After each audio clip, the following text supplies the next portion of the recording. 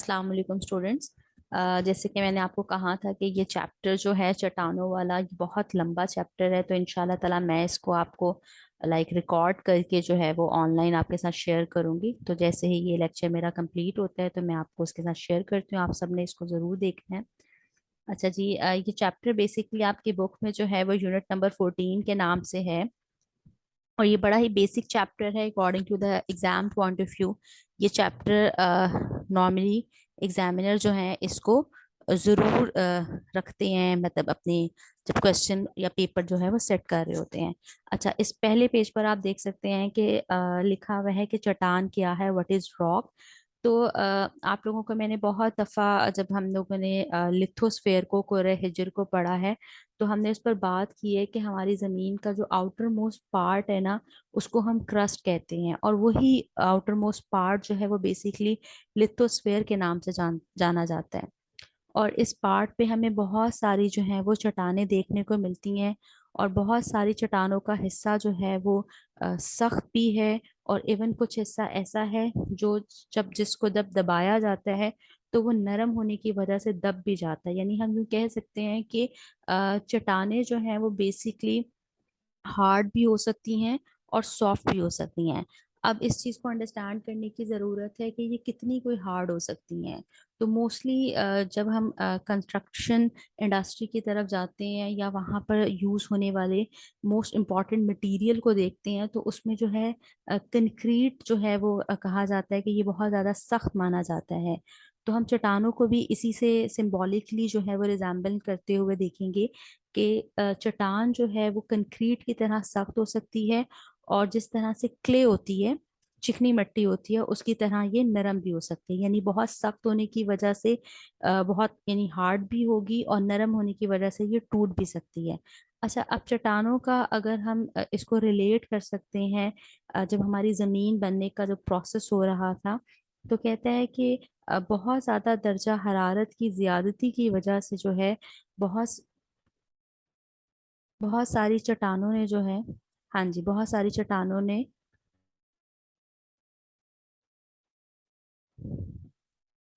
दर्जा हरारत की ज्यादती की वजह से बहुत सारा मटेरियल जो था, जब हमारी ज़मीन जो है वो प्रोसेस से गुजर रही थी बनने के, तो कहते हैं बहुत सारा मटेरियल जो था वो ज़मीन के पैंदे में जाकर जो है वो बैठ गया।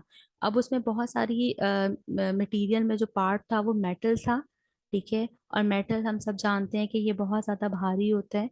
तो भारी चीज़ें जो हैं वो पैंदे में जाकर बैठ गई। और जितना भी मटेरियल जो था वो लाइट इन वेट था, वो सब जो है वो ऊपर, मतलब ज़मीन के अंदरूनी हिस्सों से जब हम ऊपर की तरफ आते हैं, बैरूनी कोर की तरफ, मेंटल की तरफ या ऊपर वाले हिस्से की तरफ आते हैं, तो वहां पर हमें ये मटेरियल देखने को मिलता है। अच्छा जी, यहाँ तक तो इसकी डिस्कशन होगी कि बेसिकली हमने इस चीज़ को अंडरस्टैंड करने की कोशिश की कि चट्टान है क्या। तो हमने अभी तक जितना पढ़ा उससे हमें ये पता चला कि चट्टान जो है वो बेसिकली लिथोस्फेयर, जिसको हम कुर्रे हिजर कहते हैं, उसका एक हिस्सा है। और हमारी जो क्रस्ट है, ये जो कशरे अर्ज है, इस पर जा बजा हमें चट्टान जो है वो नज़र आ रही होती है। और फिर हमने इसकी प्रॉपर्टी को अंडरस्टैंड किया कि चट्टान जो है वो सख्त भी हो सकती है और नरम भी हो सकती है। अब हम चट्टान को डिफाइन कर सकते हैं, और आपकी बुक में बहुत अच्छी डेफिनेशन मौजूद है, जिसको जब आप अब इस क्वेश्चन के आंसर में इस्तेमाल करेंगे तो आप इसको हाईलाइट कर सकते हैं कि हर वो तबी शय, खा वो नामियाती हो या गैर नामियाती हो, जिससे हमारी ज़मीन बनी है, चट्टान कहलाती है। ये बड़ी ही कॉम्प्रिहेंसिव डेफिनेशन है चट्टान की, रॉक्स की, जिसमें वो बता रहा है कि कोई भी मटेरियल, चाहे वो ऑर्गेनिक हो चाहे वो इनऑर्गेनिक हो, उससे हमारी ज़मीन बनी है, तो उसे हम चट्टान कह सकते हैं। अब इसमें कोई कैटेगराइजेशन नहीं है कि either the material is organic only that will be a rock. No, material could be organic और इनऑर्गेनिक। तो हम दोनों तरह के मटेरियल पे बात करेंगे कि ये तमाम तरह का मटेरियल जो है वो हमारी चट्टान को, हमारी ज़मीन के ऊपरी हिस्से को, बलाई हिस्से को, जिसको हम कुर्रे हिजर, कशरे अर्ज या फिर क्रस्ट कहते हैं, वो सब जो है हिस्सा चट्टान कहलाएगा। अच्छा, अब उसके बाद जो है आपकी बुक में बड़ी ही लंबी सी एक डिस्कशन है कि मादनियात और चट्टानों के बारे में, जो कि मुझे लगता है कि अगर क्वेश्चन पेपर में आए कि चट्टान क्या है या उसकी एग्जाम के बारे में आपसे पूछ लिया जाए या किसी भी चट्टान के एक स्पेसिफिक हिस्से को पूछ लिया जाए, तो मुझे लगता है कि ये बहुत ज़्यादा ही इरेलीवेंट हो जाएगा। तो हम चट्टान को की तारीफ करके उसको थोड़ी सी उसकी एक्सप्लेनेशन देने के बाद हम फौरन से चट्टानों की तकसीम पर आ जाएंगे। ठीक है, तो नेक्स्ट पेज पे चलते हैं। पेज नंबर 259 पे अगर आप देखेंगे तो यहाँ पर जो है वो अ, चट्टानों की तकसीम जो है वो मौजूद है, जैसे कि आपको स्क्रीन पे भी नजर आ रहा होगा। और उसमें बाकायदा उसकी क्लासिफिकेशन ऑफ रॉक्स में उसने इसको फिर से जो है वो किया है, मतलब इसको इसको लाइक लिंक किया है ज़मीन के साथ, कि हमारी ज़मीन जो है वो 4.6 बिलियन ईयर्स अगो जब बनी, तो उस वक्त हमारी ज़मीन जो है गर्म मादों का एक गोला थी, और आहिस्ता आहिस्ता भारी और कसीफ मादे जो थे वो इसके पैंदे में उतर गए, और हल्के मादों ने बलाई हिस्से को, ऊपरी सतह को घेर लिया, और फिर मुख्तलिफ गैसें जो थी एटमॉस्फेयर का हिस्सा बन गई।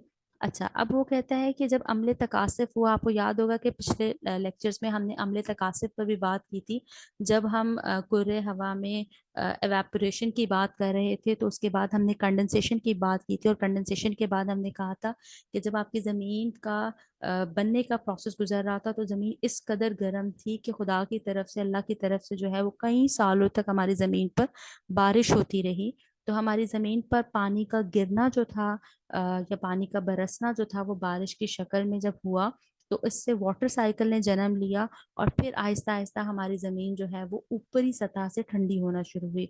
और आप सब जानते हैं कि जब भी कोई किसी भी गर्म चीज़ को लाइक उसकी कुकिंग प्रोसेस के दरमियान में से निकाल दिया जाता है, तो उसका जो ऊपरी हिस्सा होता है, जो उसका क्रस्ट होता है, वो ऑलमोस्ट जो है वो पक चुका होता है, तैयार हो चुका होता है, लेकिन आपका मटेरियल जो है वो अंदर से कच्चा होता है। तो बिल्कुल इसी तरह से कि हमारी ज़मीन जब अभी बनने के मराहल से गुजर रही थी, तो ऊपर वाली सतह जो थी वो तो सख्त हो गई, सॉलिडिफाई हो गई, कंडेंसेशन के प्रोसेस से गुजरने की वजह से उसको ठंडक भी मिल गई और वो सॉलिडिफाई भी हो गई। लेकिन जैसे जैसे आप ज़मीन की मुख्तलिफ तहों में नीचे जाते हैं, जैसे कि आप ऊपर वाली क्रस्ट से मेंटल और मेंटल से आउटर कोर और इनर कोर की तरफ जाते हैं, तो वो मटेरियल अभी भी जो है वो सेमी सॉलिड है या फिर लिक्विड है, और इतनी ज़्यादा हरारत मौजूद है कि उसमें से बहुत सा मटेरियल जो है अभी भी अपनी बॉइलिंग स्टेट पर है। तो ये सारी चीज़ें हमें बताती हैं कि हमारी ज़मीन का ऊपरी हिस्सा, जिसको हम अपने रहने के लिए एज अ हैबिटेट इस्तेमाल कर रहे हैं, वो तो ठंडा हो गया, सख्त हो गया, ठोस शक्ल इख्तियार कर गया। और चूंकि वो ज़मीन की तरफ से अंदर आने वाले मटेरियल की वजह से सॉलिडिफाई हुआ, कि वो मटेरियल किसी ना किसी वजह से बाहर निकला, और बाहर निकलने के बाद उसने जो है वो ठंडा होना शुरू हुआ। तो उसी मुनासबत से हम ज़मीन पर जब पहली दफ़ा चट्टानों का जिक्र करते हैं, या चट्टानों को हिस्टोरिकली हम किसी से जोड़ते हैं, तो हम उसको उसी हॉट मटेरियल से जोड़ते हैं जिससे हमारी ज़मीन जो है वो आहिस्ता आहिस्ता बनने के प्रोसेस से गुजर रही थी। And that was igneous by nature. So this is the reason why do we call the basic or the primitive level of rocks are igneous rock, जिसको हम आतिशी चट्टानों का नाम भी कहते हैं। ये सबसे पहले जमीन पर बनी थी, तो हम इनको प्राइमरी रॉक्स भी कहेंगे। और इनके बनने के प्रोसेस में ही वाटर साइकिल ने, यानी पानी के चक्कर ने भी जन्म लिया था।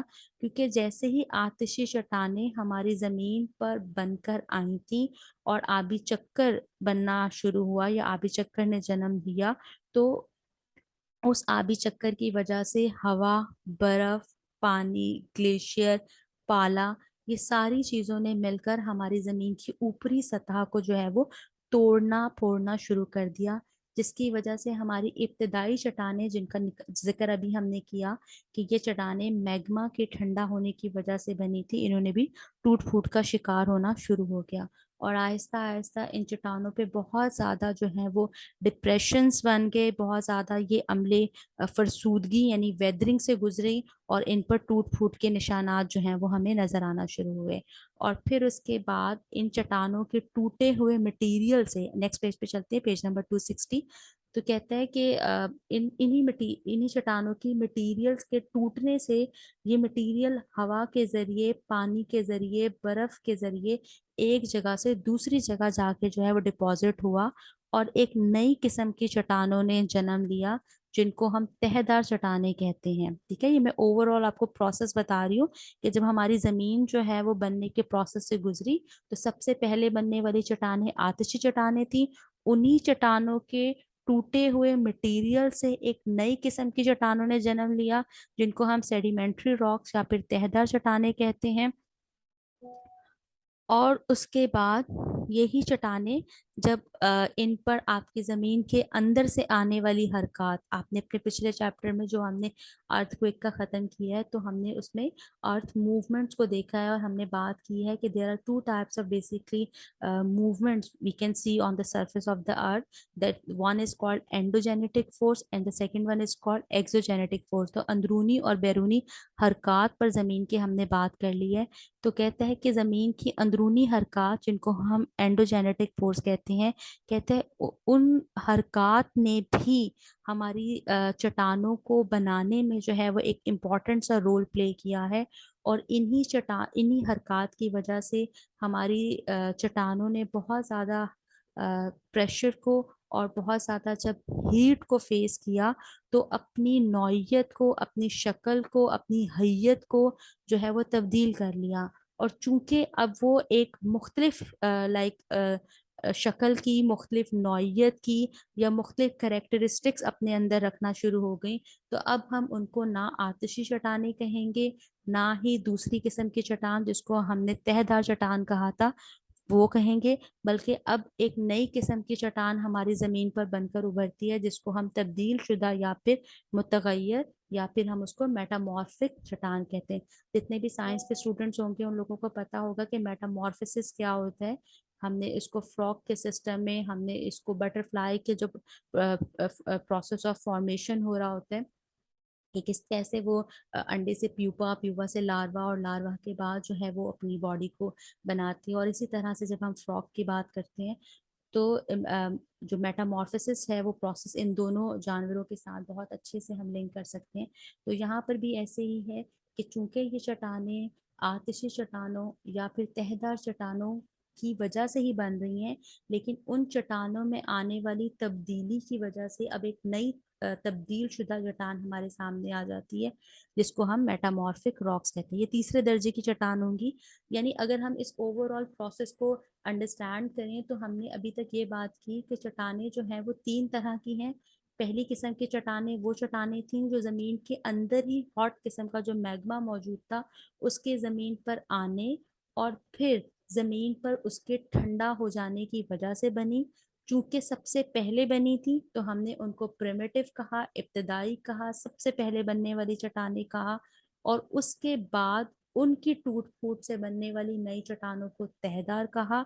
और तहदार चट्टानों के बाद जो तीसरी दर्जे की चट्टान बनी, जिसका कह लिया जाए, जिसको हम जोड़ सकते हैं आखिरी चट्टानों से भी, जिसका रिश्ता और तहदार चट्टानों से भी, वो हमारे पास है तीसरे दर्जे की चट्टान, जिसको हम मुतगैयर चट्टान कहते हैं। तो इस तरह से अब हमने तीनों चट्टानों पर बात कर ली। जैसे कि आपको यहाँ बुक पे भी नजर आ रहा है कि आतिशी या इब्तदाई चट्टानें, तहदार चट्टानें या रसूबी चट्टानें, या फिर तीसरी किस्म जो है वो मुतगैयर चट्टानें। और आपकी बुक में एक बहुत अच्छा जो है वो फ्लो चार्ट दिया गया है, जल्दी से इसके ऊपर नजर डालते हैं। चट्टानों की इकसाम, बेसिक चट्टानों की इकसाम बताई हुई है कि चट्टानें जो हैं आतिशी हैं, तहदार हैं और मुतगैयर हैं। आतिशी चट्टानों को फर्दर कैटेगराइज किया गया है तीन इकसाम में: दाखिली चट्टानें, शगाफी चट्टानें, और तीसरे दर्जे की जिसको हम खारजी चट्टानें कहते हैं। अब दाखिली और शगाफी तो बेसिकली एक जस्ट एक्सप्लेनेशन आएगी जिसको हम कर लेंगे। उसके बाद ये जो आपके पास आ जाती है ना खारजी चट्टानें। हाँ जी, मेरा ख्याल है खारजी चट्टानों को, हाँ जी, शगाफी और आतिशी चट्टानें जो हैं, हाँ जी, ये जो दूसरे दर्जे की चट्टान थी शगाफी चट्टान, ये फर्दर अपने आप को कैटेगराइज करती है चार किस्मों में। इसमें बहुत सारे हमें फीचर्स देखने को मिलेंगे: सिल, डाइक, लेकोलिथ और लोपोलिथ। तो ये थी आतिशी चट्टानें। फिर उसके बाद अब हम दूसरी चट्टानों पे चलते हैं जिसका नाम है तहदार चट्टान। और तहदार चट्टानों को अगर हम देखें तो ये आगे जाके अपने आप को दो किस्मों में डिवाइड करती हैं। पहली का नाम है नामियाती तहदार चट्टान, और दूसरी का नाम है गैर नामियाती तहदार चट्टान। अच्छा जी, नामियाती तहदार चट्टान जो है फर्दर अपने आप को दो हिस्सों में कैटेगराइज करेंगी। एक होंगी कैल्केरेशियस चट्टान और दूसरी को हम कार्बोनेशियस कहेंगे। और तहदार चट्टान की जो दूसरी किस्म थी गैर नामियाती तहदार चट्टान, ये अपने आप को दो हिस्सों में डिवाइड करेंगी। एक होंगी मेकानिकी तहदार चट्टानें और दूसरी कहलाएंगी कीमियावी तहदार चट्टानें। यहाँ पर जो मेकानवी तहदार चट्टान होगी ये फर्दर अपने आप को दो हिस्सों में डिवाइड करेंगी। एक को कहेंगे एरेनेशियस एरिनेशियस मेकान की तहदार चट्टान और दूसरी को कहेंगे आर्जिलेशियस मेकान की तहदार गैर नामियाती तहदार चट्टान। और इस तरह से हमारे पास तीसरी किस्म की चट्टान आ जाएगी जिसका नाम होगा मुतगय्यरा चट्टान, जो कि हमारी तब्दील शुदा चट्टान थी। ये अपने आप को दो कैटेगरीज में डिवाइड करती है। पहली कहलाती है एतसाली तब्दीली जो हरारत की वजह से होगी, दूसरी हरकी तब्दीली जो इलाकाई बुनियादों पर होगी।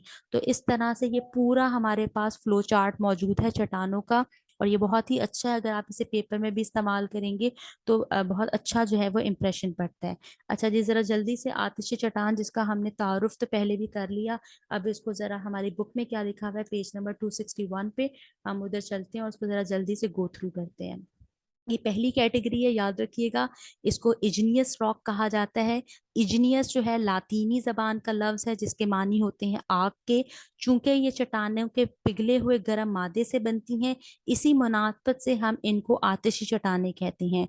रोमन कदीम रोमी सतह पर मौजूद एटना और वेस्फिस आतिशफशा पहाड़ों को आग की ऐसी भट्टियों से तशबीह देते थे जो आतिशी चट्टानों की बनावट का बायस बनती थी। ये पहाड़ों के नाम है। आप पूछेंगे कि ये एटना और वेस्फिस क्या है, ये बेसिकली ये आतिशी पहाड़ों के नाम है जो हरदम जो है अपने अंदर से लावा उगलते रहते थे। इन पहाड़ों के दहानों दहानों कहते हैं माउथ को, मुंह को। दहानों से अक्सर जो है वो मैग्मा यानी जब बाहर आ जाता था तो हम उसे लावा कहते थे। तो लावा की सूरत में बाहर मटेरियल निकलता रहता था और फिर ये मटेरियल ठोस शक्ल इख्तियार कर लेता था कुछ ही टाइम बाद। जब आतिशी गर्म मादा जमीन के अंदर होता है तो उसे मैग्मा कहा जाता है। और जब वो जमीन की सतह को फाड़ कर, यानी जमीन की सतह से मुराद उसकी ऊपरी सतह बलाई सतह है, जब वो फाड़ कर बाहर निकल आता है तो हम उसे लावा कहने लगते हैं। कहते हैं हमारी जमीन के अंदर आतिशी मादा इंतहाई ज्यादा दर्जा हरारत में मौजूद होता है। ये गर्म मैग्मा ना सिर्फ बहुत सी पिघली हुई मादनियात के ज़रात पर मुश्तमिल होता है बल्कि इस मैग्मा के अंदर गैसें और बुखारात भी है। यहाँ पर मैग्मा की कॉम्पोजिशन बताई जा रही है कि मैग्मा की तरकीब क्या है, इसके अंदर कौन कौन से अज्जा मौजूद होते हैं। मादनियात भी मौजूद होती हैं, गैसें भी होती हैं और आबी बुखारात भी। कहते हैं जब जमीन की किसी भी हरकत की वजह से, अब ये हरकत कोई भी एंडोजेनेटिक फोर्स हो सकती है, ठीक है, तो जमीन के अंदर किसी किस्म की भी कोई हरकत आ जाए, प्लेट टेक्टोनिक, अब आप जलजले पढ़ के आ चुके हैं तो आपको बेहतर पता है कि प्लेट टेक्टोनिक हरकत हो सकती है। कोई भी जमीन की ऊपरी सतह पर होने वाली हरकत से अगर प्रेशर एग्जर्ट हुआ तो प्रेशर एग्जर्ट होने की वजह से फौरन से मटेरियल जो है वो बाहर आ जाएगा और इस तरह ये अपने रास्ते में मौजूद चट्टानों के जितनी भी दर्जें और दरारें होंगी उसमें ये मटेरियल भर जाएगा और फिर जम जाएगा। या फिर अगर ये मटेरियल किसी तरह से जमीन की सतह को फाड़ कर बाहर आने में कामयाब हो गया तो अब उससे जमीन की सतह पे बाहर आकर एक चट्टान बनेगी जिसका नाम होगा दाखिली चट्टान, या फिर उसको हम कहेंगे या फिर कुछ और, अगर अंदर ही रहते हुए भर जाएगा तो शगाफी होगा और अगर फाड़ कर बाहर निकल कर आ गया तो फिर खारजी आतिशी चट्टान बनेगा। तो कहने का मतलब ये है कि ये बनने वाली चट्टानें मैग्मा से ही बिलोंग करती हैं, लेकिन डिपेंड करता है कि अगर जमीन के अंदर ही रह गई तो दाखिली कहलाएंगी, अगर दर्जों और दरारों के अंदर आके भर गई तो शगाफी कहलाएंगी, और अगर जमीन की सतह को फाड़ के बाहर आ गई तो फिर हम इनको एक्सट्रूसिव या फिर खारजी आतिशी चट्टानें कहेंगे। तो आतिशी चट्टानें भी अपने आप को तीन कैटेगरीज में डिवाइड कर रही हैं, जैसे कि ये लिखा हुआ है, दाखिली चट्टानें, शगाफी चट्टानें और खारजी आतिशी चट्टानें। याद रखना है कि ये उनकी बनावट के लिहाज से इकसाम है कि जिस तरीके से ये चट्टानें बनी हैं उस मुनासबत से उनको उनके नाम दिए गए हैं। नेक्स्ट पेज पे चलते हैं, पेज नंबर 262। यहाँ पर हमें दाखिली आतिशी चट्टान ना सिर्फ उसकी डिस्क्रिप्शन देखने को मिल रही है बल्कि एक बहुत बेहतरीन सी डायग्राम देखने को मिल रही है जिससे आपको बहुत अच्छा जो है वो अंदाजा हो सकेगा। अच्छा, उसमें वो कह रहा है कि जब पिघला हुआ गर्म मादा जमीन के अंदर ही रहे और ठंडा भी हो जाए और ठोस शक्ल भी अख्तियार कर ले। अब ये बड़ा ही इंपॉर्टेंट पॉइंट है कि मैग्मा बार बार बाहर आने की कोशिश कर रहा है लेकिन वो कामयाब नहीं हो पा रहा। और अगर वो मटेरियल जमीन के अंदर ही रह जाता है और वहीं आहिस्ता आहिस्ता ठंडा हो जाता है, इसका मतलब है जमीन के अंदर ही चट्टानें तश्कील पा जाएंगी। और ऐसी चट्टानों को जो मैग्मा से मिलकर बनी है कहलाएंगी तो आतिशी, लेकिन चूंकि जमीन के अंदर ही बन गई हैं तो इनको हम दाखिली आतिशी चट्टानें या फिर इंट्रूसिव इग्नियस रॉक्स कहेंगे। और ये चट्टानें जमीन की अंदरूनी गहराइयों में बनेंगी तो हम इनको प्लूटानी चट्टानें भी कहेंगे, क्योंकि प्लूटो जो है वो रूमी जबान का लफ्ज है। और उस वो प्लूटो यानी रोम के लोग जो थे वो ऐसी चट्टानों को जमीन के अंदर वाली चट्टानों को जमीन के अंदर के खुदा मानते थे। उनका उनकी मिथ जो थी वो इसको इस तरह से रिलेट करती थी। अच्छा, अब वो कहता है कि चट्टानों के अंदर जितनी भी धातें थी उनको कोई इतनी ज्यादा मोहलत नहीं मिलती कि वो आहिस्ता आहिस्ता सॉलिडिफाई हो। तो वो क्या करती हैं कि अपने आप को जो है वो एक तरतीब से ढाल लेती हैं और बड़ी बड़ी कलमों की शक्ल में हमें नजर आती हैं। ये क्रिस्टल्स होती हैं और ये क्रिस्टल्स बिल्कुल ऐसी ही हैं कि अगर आपने कभी पाकिस्तान में मौजूद जो ख्योड़ा के सॉल्ट माइन के पहाड़ हैं वहां पर आपने उसकी क्रिस्टल देखी हो, या कभी आप अगर फ्रिज में बर्फ जमाते हैं तो बर्फ जमाते हुए जब आप उसको वक्त से पहले उस बर्फ के कोले को या बर्फ के कंटेनर को बाहर निकाल लेते हैं तो वो अभी पानी ठीक तरह से बर्फ में नहीं जमा होता, बल्कि उसके अंदर बारीक बारीक जो है वो पानी की क्रिस्टल्स मौजूद होती हैं। तो वो कहते हैं बिल्कुल इसी तरह से मैग्मा के ठंडा होने का प्रोसेस हो रहा था। और चूंकि वो अभी मुकम्मल तौर पर ठंडा नहीं हुआ तो उससे जो बनने वाली क्रिस्टल्स होंगी वो काफी ब्लोरी रंग की होंगी और बड़ी बड़ी कलमों की शक्ल में बनेंगी। और इन कलमों की लंबाई भी बताई गई है 2 से 3 सेंटीमीटर तक होगी। इनकी रंगत हल्की होगी। और ग्रेनाइट का पत्थर आप सब जानते हैं कि डेकोरेशन के लिए और कंस्ट्रक्शन के लिए बहुत ही उम्दा किस्म का पत्थर माना जाता है, ये बहुत ही बेहतरीन क्वालिटी का होता है। तो ग्रेनाइट का पत्थर जो है दाखिली आतिशी चट्टानों की उम्दा मिसाल है। और ये जब भी इस पत्थर को खोद के जब निकाला जा रहा होता है माइनिंग के जरिए तो ये सबसे अंदरूनी तहों में जाकर मिलता है। अच्छा जी, उसके बाद फौरन से चलते हैं हम शगाफी आतिशी चट्टान की तरफ, जिसको हाइपरबेसिल इग्नियस रॉक भी कहते हैं। कहते हैं ये भी दाखिली आतिशी चट्टान की ही एक किस्म है जिसमें मैग्मा जमीन की सतह को फाड़ कर बाहर आने की कोशिश कर रहा था, लेकिन चूंकि जमीन की सतह को नहीं फाड़ पाया तो जमीन के ऊपरी सतह के पास पास जितनी भी दर्जे मौजूद थी, जितनी भी फिशर्स थे, फॉल्ट थे, शगाफ थे, वहीं पे मैग्मा भर गया और आहिस्ता आहिस्ता ठंडा होना शुरू हो गया। चूंकि वो दरमियान में मौजूद स्पेसिस यानी शगाफ के अंदर भरने से ये चट्टानें बनी तो हम इनको शगाफी चट्टानें कहेंगे। और इस अमल में मादा के ठंडा होने की रफ्तार दरमियानी सी होगी, ना बहुत जल्दी ठंडा हो रहा है और ना आहिस्ता आहिस्ता ठंडा हो रहा है। तो यहाँ पर हम जो उसकी जो क्रिस्टल्स बन रही हैं, जो कलमें बन रही हैं, उनका साइज भी नॉमिनल सा होगा, दरमियाना सा होगा। यानी ये दाखिली आतिशी चट्टानों की क्रिस्टल से साइज में थोड़ी कम होंगी लेकिन दिखने में बहुत ही बेहतर लग रही होंगी।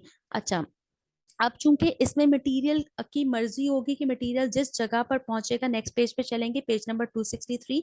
तो कहता है कि इसमें चूंकि मटेरियल जिस जिस दर्ज में दरार में जा रहा है वहां पर उसके हिसाब से अपनी जगह को जो है वो और अपने आप को उसकी उसकी उस शक्ल में ढाल रहा है।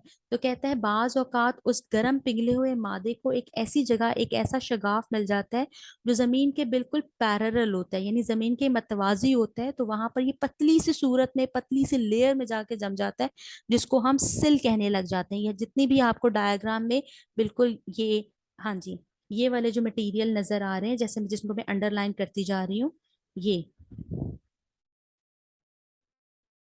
हाँ जी, ये जो है ये आपको सिल नजर आ रहा है। ये जो मैं आपको भर रही हूँ ना, ये जितने भी आपको हॉरिजॉन्टल या उफकी तौर पर मटेरियल जो है वो शगाफों में भरता हुआ नजर आ रहा है, ये सारे के सारे सिल हैं। ठीक है। उसके बाद सॉरी, शगाफी आतिशी चट्टानों की जो दूसरी किस्म हमें नजर आएगी जब पिघला हुआ मैग्मा जमीन के मतवाजी नहीं बल्कि गैर मतवाजी जमना शुरू हो जाए। जैसे कि आपको यहाँ पे ये इस तरह से ये थोड़ा सा पोर्शन में यहाँ नजर आ रहा है। ये मैं इसको जरा लाइक हाईलाइट करने की कोशिश करती हूँ। ये देखें, ये यहाँ पे मटेरियल जो है वो वर्टिकली अमूदी तौर पर जो है वो भरा है, तो हम यहाँ पे इस हिस्से को हम ऐसे डाइक कहेंगे, ठीक है, जब ऊपर से नीचे की तरफ मटेरियल आकर जम जाएगा। फिर उसके बाद तीसरी पोजीशन हमें नजर आती है इन शगाफी आतिशी चट्टानों की, जिसको हम लेकोलिथ कहते हैं, जिसमें ये जो मैग्मा था उसने एक डूम शेप स्ट्रक्चर इख्तियार किया, यानी गुम्बद नुमा स्ट्रक्चर इख्तियार किया, और वो गुम्बद सा बन गया, यानी मेहराब सा बन गया, तो हम उसको लेकोलिथ कहते हैं। अब इस डायग्राम में जो है वो प्रॉपरली इसको दिखाया नहीं गया, लेकिन कमोबेश जो है वो ये जगह जो है यहाँ पे थोड़ा सा हमें ये कर्व नजर आ रहा है, तो हम इसको थोड़ा सा अंडरस्टैंड करते हैं कि this is basically the laccolith area. And the fourth is basically the शिगाफी आतिशी चट्टान की जो चौथा हिस्सा हमें नजर आएगा, उसमें लोपोलिथ होता है, और लोपोलिथ जो है वो बेसिकली हम स्फेरिकल बॉडी को कहते हैं, जो तश्तनुमा होती है, जिसको तश्तरी कहते हैं। तो ये देखें, ये आपको लोपोलिथ जो है वो क्लियरली नजर आ रहा है, लाइक ये पोर्शन बेसिकली ये है, ठीक है, ये जो है ये तश्तनुमा है, ठीक है, इस तरह से। तो ये शगाफी आतिशी चट्टानों का ये बड़ा इंपॉर्टेंट पार्ट है। समटाइम एग्जामिनर इसको जो आखिरी क्वेश्चन आपके पेपर में यूनिवर्सिटी के आता होता है ना, मदरजा झैल पर नोट लिखें, उसमें ये शिकाफी आतिशी चट्टानों का पोर्शन ऐड कर देता है कि डिटेल में इसको एक्सप्लेन किया जाए। अच्छा जी, उसके बाद हम चलते हैं आतिशी चट्टानों की तीसरी किस्म, जो बनावट के लिहाज से है खारजी आतिशी चट्टानें, इन्हें कहा जाता है। खारजी से हमें समझ आ रहा है कि ये अंदर की तरफ नहीं है, बल्कि बाहर की तरफ जमीन की सतह पर आकर बनेंगी, और इसी मुनासबत से इनका नाम एक्सट्रूसिव इग्नियस रॉक रखा गया है। अब इसमें है क्या बेसिकली, यानी इसमें आपका जो मैग्मा था उसमें उसके दर्जा हरारत में भी यकीनन फर्क आएगा। आप सब जानते हैं कि जमीन के अंदर दर्जा हरारत अच्छा खासा ज्यादा होता है, और जैसे ही ये मटेरियल निकल कर बाहर आके आता है, तो फौरन से जो है वो ठंडा होने की कोशिश करता है, क्योंकि जमीन के अंदर और बाहर के दर्जा हरारत में बहुत ज्यादा फर्क है।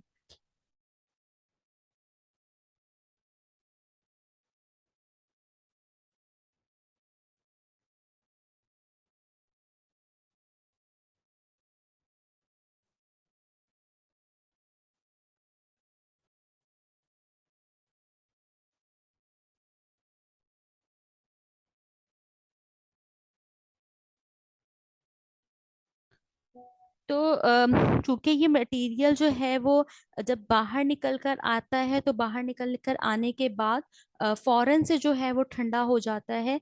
तो डिपेंड करता है कि अगर मैग्मा का जो जो कंपोजिंग मटेरियल था, जी, कंपोजिंग मटेरियल था, अगर तो वो बहुत गाढ़ा था, तो वो जिस जगह से जमीन की सतह को फाड़ के बाहर निकला है वहीं पे एक ढेरी की शक्ल में जमा हो जाएगा। लेकिन अगर मटेरियल बहुत ही पतला था, तो ये दूर दूर जो है ये लावा मुख्तलिफ जगहों पर जाएगा, और वहां पे शीट्स की शक्ल में, लेयर्स की शक्ल में अरेंज होगा। तो हमें ये जो खारजी आतिशी चट्टानें देखने को मिलती है ना, ये दो तरह की मिलती हैं। अगर तो वो बिल्कुल करीब करीब के इलाके में हो, तो हम उसे कहते हैं कि भाई ये एक एक ढेरी नुमा शक्ल बन गई है। लेकिन अगर कह लिया जाए दूर दूर तक जाएगा, तो मुख्तलिफ जो है हमें सतह मुर्तफ़ा, आतिशी सतह मुर्तफ़ाएं जो हैं वो देखने को मिलती हैं। अच्छा, एक्सट्रूसिव इग्नियस रॉक की जो बेहतरीन मिसाल है वो हमें बसाल्ट के पहाड़ नज़र आते हैं। बसाल्ट इसकी बेहतरीन मिसाल है। अच्छा जी, इसके बाद आतिशी चट्टानों को हम फटाफट बाइंड अप करने की कोशिश करते हैं, और हम इसकी कीमियाई लिहाज से आतिशी चट्टानों की तकसीम को देखते हैं। अच्छा जी, एक पेज जो है आपके सामने जो आ रहा है वो लाइक हमसे मुझसे मिस हो गया है, तो कोई बात नहीं, आपकी बुक में पेज नंबर जो 264 है, इसका जरा एक छोटा सा पोर्शन जो है, हाँ जी, ये आ गया अब आपके सामने। कीमियाई लिहाज से आतिशी चट्टानों की इकसाम को जरा जल्दी से गो थ्रू करते हैं। इससे पहले जो हमने दाखिली, खारजी और शिगाफी किया था वो बनावट के लिहाज से था। अब जो है वो कीमियाई लिहाज से जो है आतिशी चट्टानों की इकसाम पढ़ते हैं। इसकी पहली किस्म का नाम तेजाबी आतिशी चट्टानें हैं। तेजाब से आपको पता चल रहा है ये एसिडिक रॉक होंगी। ये वो चट्टानें होंगी जिनके अंदर सिलिका की मिकदार 60% होंगी, और बाकी 40% जो है वो डिफरेंट चट्टानों का प्रोपोर्शन होगा। ये रंग और वजन में अच्छी खासी मतलब लाइट कलर की नजर आएंगी, और अगर हम इसकी मिसाल देखें तो फेल्सपार और क्वार्ट्ज इसके अहम कंपोजिंग मटेरियल होंगे, और मिसालों में हम इसके ग्रेनाइट और ऑब्सीडियन के पहाड़ होंगे। इसके अलावा आतिशी चट्टानों की एक और किस्म जो है वो हमें देखने को मिलती है, जिसमें सिलिका की मिकदार 55% आ जाती है, और बाकी मटेरियल जो है वो 45% देखने को मिलेगा। ये भारी होंगी, वजन भी इनका ज्यादा होगा, ये गहरे रंगों पर होंगी। हाँ, इनके साथ मसला क्या क्या रहेगा कि ये बहुत जल्दी वेदरिंग के प्रोसेस में चली जाएंगी, यानी टूटना फूटना शुरू हो जाएंगी। तो इनमें जो है हमें बसाल्ट की और गैब्रू जो है वो जरा ज्यादा अहम नजर आता है।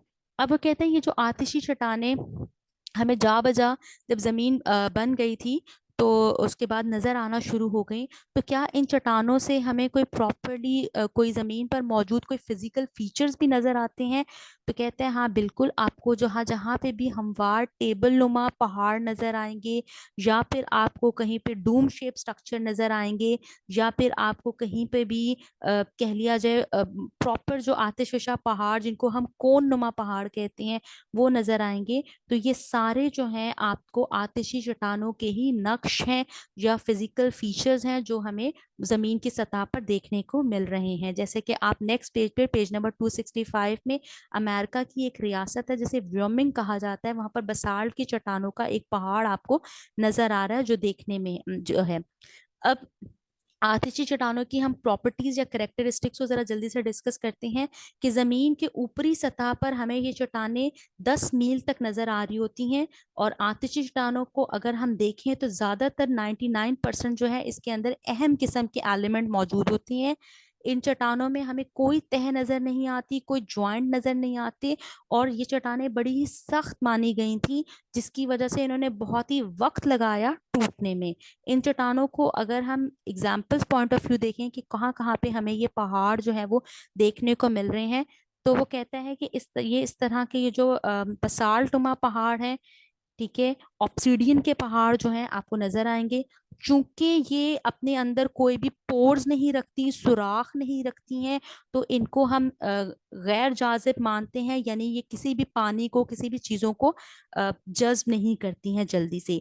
इन आतिशी चट्टानों का जो ओरिजिन जो है वो चूंकि आतिशी मादा है, तो इनमें हमें कोई फॉसिल फ्यूल्स नजर नहीं आएंगे, ठीक है, ये नॉन फोसैलिक होंगी, यानी इनके अंदर किसी भी जानवरों और पौधों के मरने के बाकियात या उनके असरात नजर नहीं आएंगे। चूंकि जमीन बनने के फौरन बाद ये चट्टानें बनी थी, तो इनको इब्तदाई चट्टानों का भी एजाज हासिल है, और इसके साथ साथ इनकी उम्र का अंदाजा भी वही लगाया जाता है जो हमने जमीन की उम्र कहा, कि चूंकि जमीन की मजमुई उम्र 4.6 बिलियन साल लगाई गई थी, तो इसका भी जो है वो तकरीबन 4 बिलियन साल माना गया है।